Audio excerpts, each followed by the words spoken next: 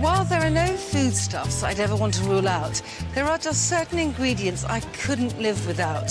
So here are my favourite go-to flavours. I prize lemoniness in all its forms, savoury or sweet, but it's particularly showcased in my lemon polenta cake. Life without garlic would be unimaginable, and I celebrate this ingredient more subtly than you might imagine in my relaxed revamp of a classic chicken with 40 cloves of garlic. If you want to live without chocolate, go ahead, be my guest. But when I want almost instant choco gratification, I turn to my everyday brownies. I'm a real fan of fiery food. If it's got chilli in it somewhere, it's for me. And my chorizo and chickpea stew with the bulgur wheat pilaf is one of my off-the-cuff standby suppers. So, time for a flavour rave.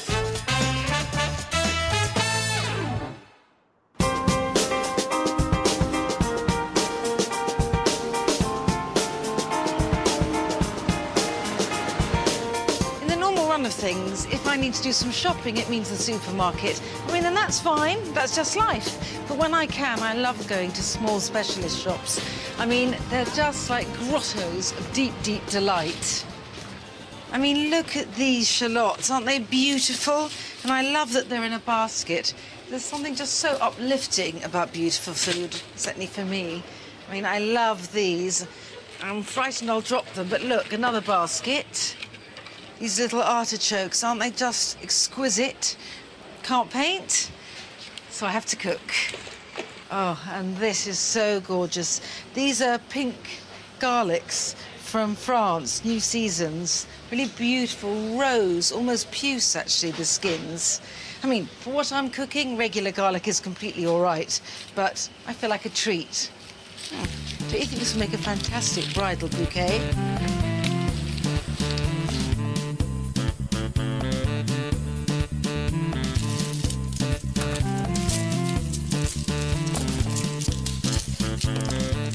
"36, 37, 38, 39, 40. And that is the crucial part of my chicken with 40 cloves of garlic in a classic version of the recipe, which this is, a proper, venerable classic. You'd be cooking the whole chicken, but chickens now, I think, don't have enough taste and the breasts go so stringy. So I prefer chicken thighs, wonderfully luscious. I prefer to sear in 2 batches, just because otherwise they braise a bit and I want the skins gloriously crisp.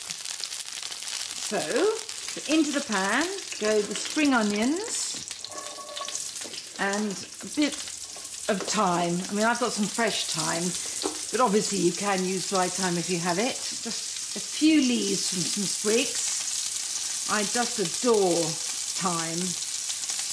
I just need half of my garlicky bounty now. That's the first 20 cloves of garlic in. There's something for me about pink and green that I find so exquisitely beautiful. If you leave each garlic clove unpeeled and then cook them slowly, what happens is it's almost as if the garlic steams inside the skins and goes so creamy and sweet, rather like savoury bonbons. Now, on top, the chicken. The garlic underneath the chicken really does go soft. There are some on top which tend to keep their form more, so you have the ideal mixture, everything. Almost there. I need a bit of liquid for the chicken to steam in almost. Just a couple of tablespoons of vermouth. Wine would do. In it goes. Now it's final garlic topping. Look how beautiful that is. A few sprigs of thyme. And now a teeny bit of salt. Little bit of pepper. I'm going to clamp a lid on, and it has to be tightly fitting. If you haven't got a tightly fitting lid, I would add some water along with the vermouth and maybe some foil underneath your lid. So in the oven, about 170, 180 degrees, depending on how hot it burns, for an hour and a half.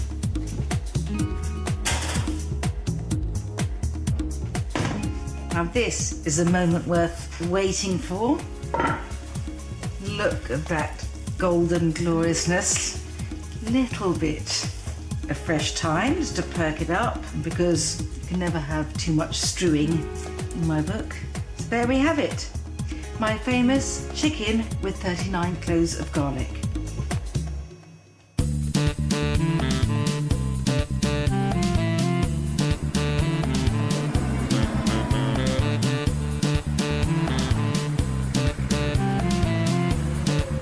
Typical. I've got a text from my daughter saying that there's a cake sale at school tomorrow and that I'm required to make something for it. Now, it's not as if I mind. I'd like to make something for it, but bit of notice. Still, luckily, I have got a recipe that is useful in just such a baking emergency. Just need a quick pit stop and I'm there.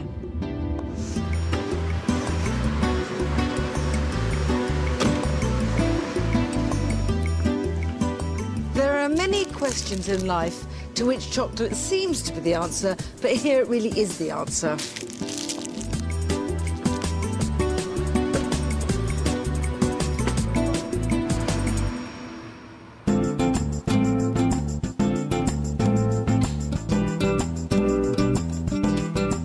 I've always been happy to whip up some brownies whenever the occasion demands, but these are my special brownies, or rather my everyday version.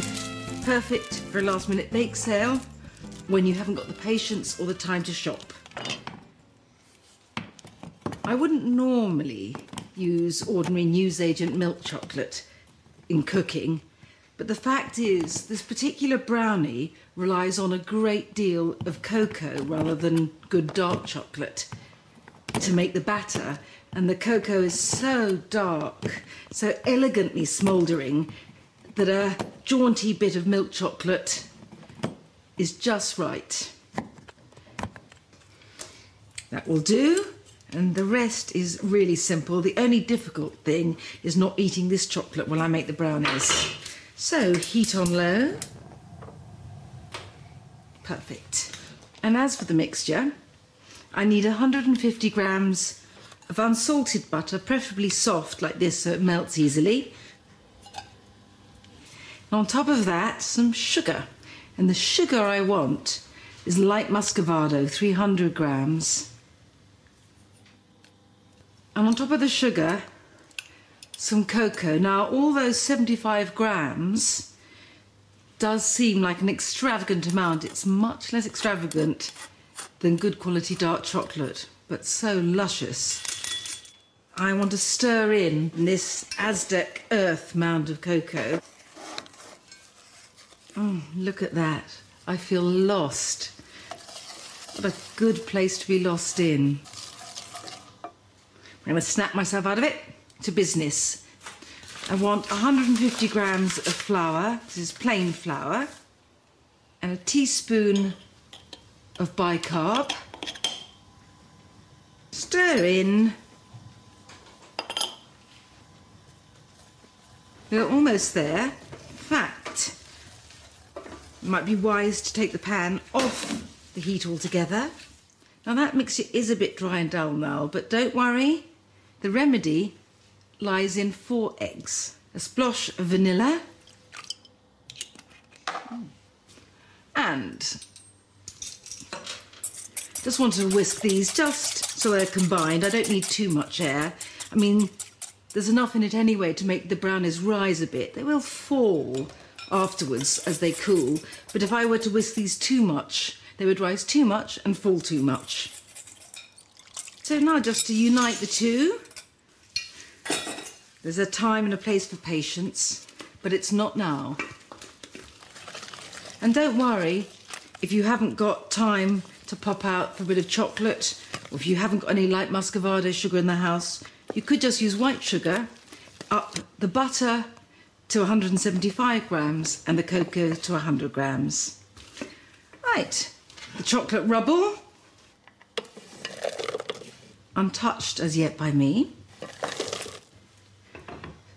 Stir this in briefly. And I just use a foil tray so that I can give it in its entirety to my daughter tomorrow. You see, may not be Mother of the Year, but I can rustle up some brownies for my daughter. It looks like it's not going to fit, but you have to remember there are 4 eggs in here, so it will rise a bit.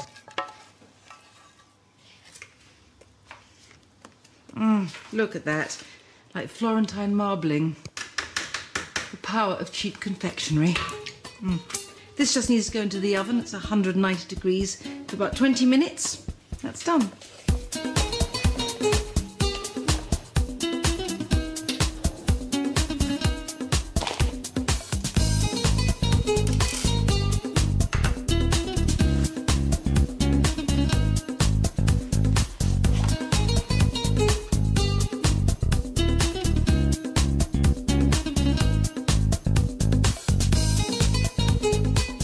I've managed to hold off. And now it's a bit cooler. I can plunge in and slice it up for tomorrow morning. I mean, obviously you could do this in the morning, but on the whole, I find it best to avoid sharp knife work at breakfast.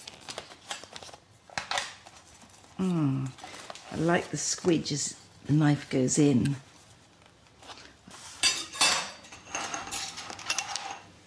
Little freckling of icing sugar.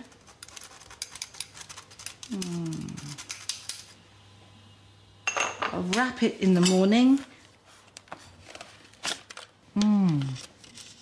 Lucky children.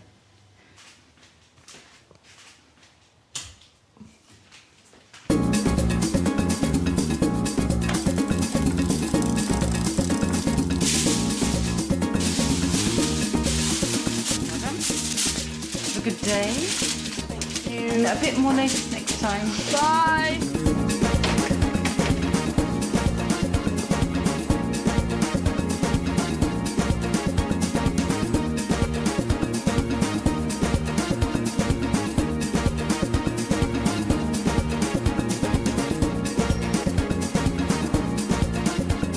When I was a child, my maternal grandparents lived nearby, so I was often here shopping with my granny. I loved my granny. It's such a fantastic relationship, I think. And in fact, I often say to my children that I wasn't absolutely sure I wanted children, but I was definite I wanted grandchildren, and they're just the necessary conduit. Of course, they know I love them. But one of the things I loved about my life with my granny was the sort of ritual. So on Fridays, we would always come here and she would change her library books. Then after we'd done the library, we'd go over there and buy food to cook for lunch together. I love the sense of continuity I get doing my shopping when my granny did hers. And I suppose that along with her rituals, I have inherited her taste. As some people are to chocolate, she was with lemons. She just adored them. And I feel the same way. I couldn't really contemplate having a kitchen that didn't have some lemons in it. And look at these. These are kind of like celebrity citrus. Beautiful.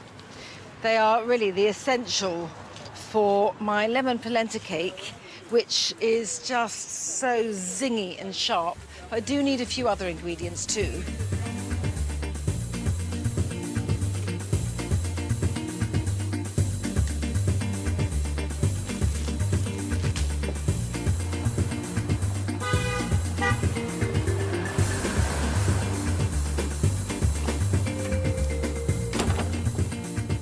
I am aware that I'm using cornmeal, for all that I call this a lemon polenta cake, but as far as I'm concerned, cornmeal, polenta, same difference. Either way, you start off with 100 grams of the stuff.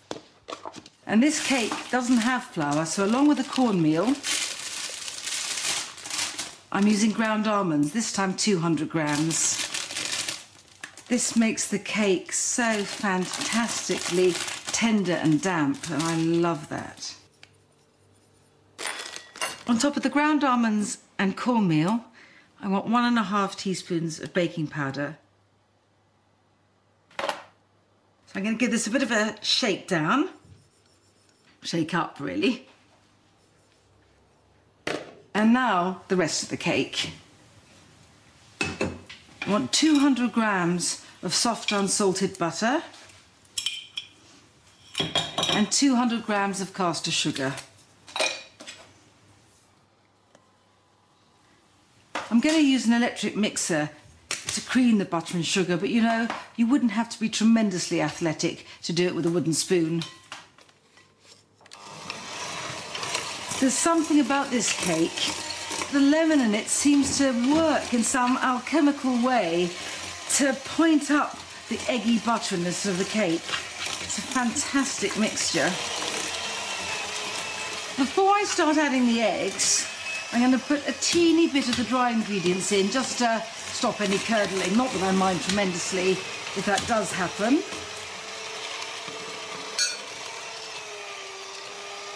Right, and now egg number 1.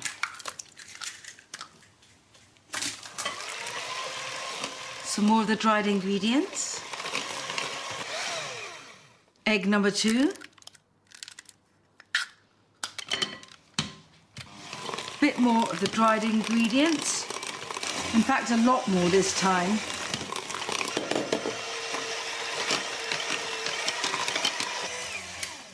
I want a final egg.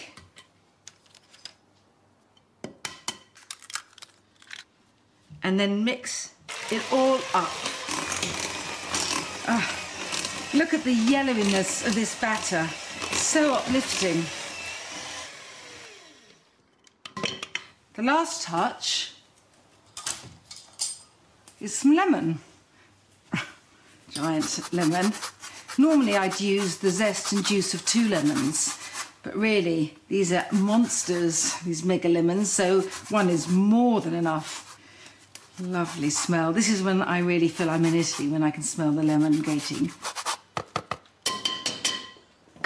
The juice of the lemon doesn't go in quite yet, because although I say it's Italianate in inspiration, this cake, I have to say I've got a bit of a marriage going on between the Italian influences in my life and English tradition.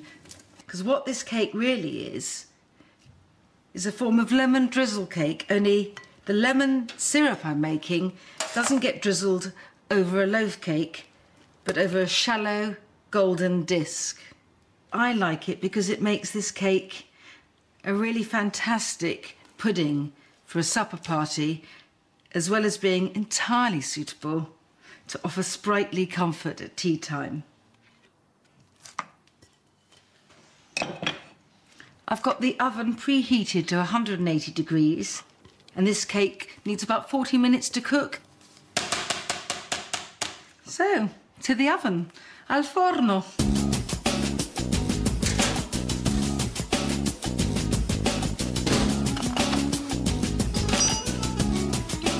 So I've got the juice of my supersized citrus here. I've put 125 grams of icing sugar into my pixie saucepan. To make the syrup, it's quite straightforward. Put the heat on and whisk together. Right, the cake.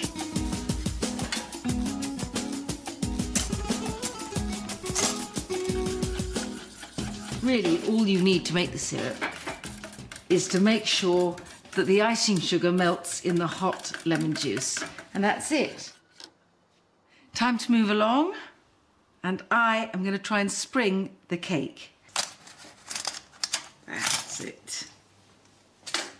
And luckily, I have my comedy cake lifter, though otherwise you could just leave it on the metal base. And I'm ready to transfer the cake to the plate. It's not over yet though. I am poised to puncture, and as I was told by an Italian friend, use some uncooked spaghetti. I'm speeding up a bit as I come to the crucial moment, which is pouring the syrup over the cake. And it's a runny syrup, and it makes the cake so deliciously sodden. And although this is, in one sense, a very Italian cake, to me, it has such an essential Englishness about it, which is simply that it tastes like lemon curd in cake form. I know the syrup's pooling now, but just give it a bit and it'll soak its way through the cake. And I, in turn, will be ready to dive in.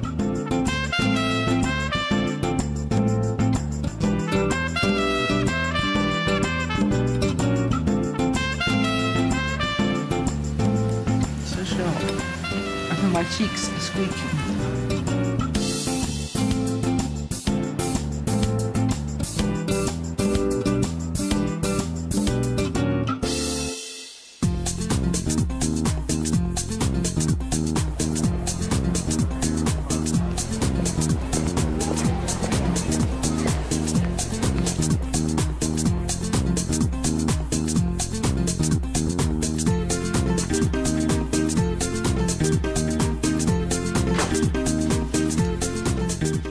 Never ever want to be the sort of person who feels regret once issuing an off-the-cuff dinner invitation, and it is easy, I know, I've been there.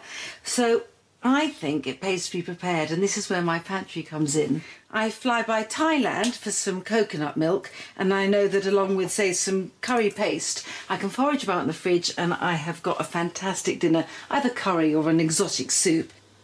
Oh, now Spain. I have a new passion in the kitchen. It's Spanish and it's chorizo. There is something about it. It's really just Spanish sausage, very heady with paprika, but it makes everything feel like it's a dinner party, and that can be really useful when you're pressed for time. Along with some spaghettini, I've got some bulgur wheat, got my chorizo, got some dried apricots and some tin toms, and I have got a really fiery, fabulous fiesta. So vamos! Right, I better unburden myself of my wares before I actually drop them. Has been known. There are a lot of ingredients, but this is so simple. With the chickpea and chorizo stew comes a pilaf. It's made with bulgur wheat. I find it easier to think of bulgur wheat as a kind of robust couscous. It's not strictly speaking true, but it helps you get an idea of it. Now, eccentric though it may seem, it's not. I'm going to start off with some leftover spaghettini. It's not really enough for anything else. You can use any fine pasta, vermicelli, angel hair, and just put it into the oil, heat it up, stir it about a bit until it takes on the look of slightly scorched straw. I did this the first time because I was cooking with an Egyptian friend, and this is how he cooked bulgur wheat, and I suppose that's a bit how one learns to cook. So I've never seen any reason to alter my method. They look like bits of elastic bands. Luckily they don't taste like that. They have nice chewiness. In goes the bulgur wheat, that's 500 grams. They look a bit like sugar crystals, the sort of sugar that people put in their coffee in the 50s. Now, some salt. I always salt generously. You don't have to if you don't want to. And some cinnamon, because the chorizo stew is so hot and fiery that that sort of Middle Eastern spice element is perfect. So that's 500 grams of bulgur wheat. A litre of boiling water goes over. And then it's come to a bubble, the lid goes on. Now for the star of the show, the chorizo. I couldn't live without this, not least because I love the peppery heat of it, but because it's the most fabulous ingredient to have in your store cupboard. Now, normally I would just have about 350 grams of chorizo for this stew, but my brother is coming, so I need to bulk up a little. I'm addicted to the fiery heat of chorizo, and what I love is that as you heat these slices in the pan, they ooze out all their paprika juices, and that is what gives flavour to the sauce. So the one thing you don't need to do is add any oil to the pan you're cooking the stew in. Just tumble in this fantastic oranginess. So in all those fat pieces of chorizo go, look like fire in the pan. And that's just to look at it. Wait till you taste. So just as the pieces of chorizo begin to yield their orange oils, in goes a splosh of sherry. This is Amontillado, but really use dry if you prefer. This is a very forgiving stew. But as this bubbles down, I'm going to add some dried apricots. Some people loathe sweet things in food, but I love just a snip or two of these soft, golden, still squidgy, so they don't need to be soaked, dried apricots. The thing is, they're not that sweet. And against that intense heat, soft heat though, of the chorizo, I love the juicy tang of these dried apricots. And I'm using my newest discovery, some canned cherry tomatoes in juice. They're like the strappy high heel to the ordinary plum tomatoes pump. Don't want to waste any of the juices. This is cooler now, this kettle, so I can just swill around. I tend to just fill each can about halfway. Every bit of tomato kept. Now into this fiery cauldron go some chickpeas. Use any beans you want. Now let's just distribute them among the sauce. Lovely. This gorgeously high-toned stew just needs to bubble away for 5 minutes, which gives me ample time to chop some coriander and pour myself a glass of wine. Don't mind if I do.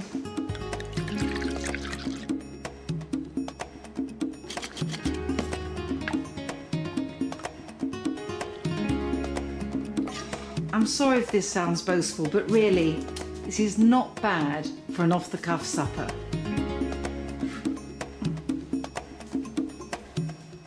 Here you are. Never knowingly undercated. No, absolutely not. What is this called, darling? Spider wheat pilaf, and this is a chickpea and chorizo stew.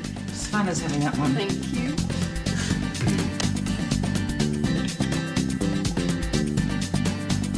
It's spicy. You have had it before. Is that the only thing that's making it so spicy, is the chorizo? It's fantastic, isn't it, chorizo? I must say, I do like feeding greedy people. And my concern is that there may be no more. There is more. There's always more.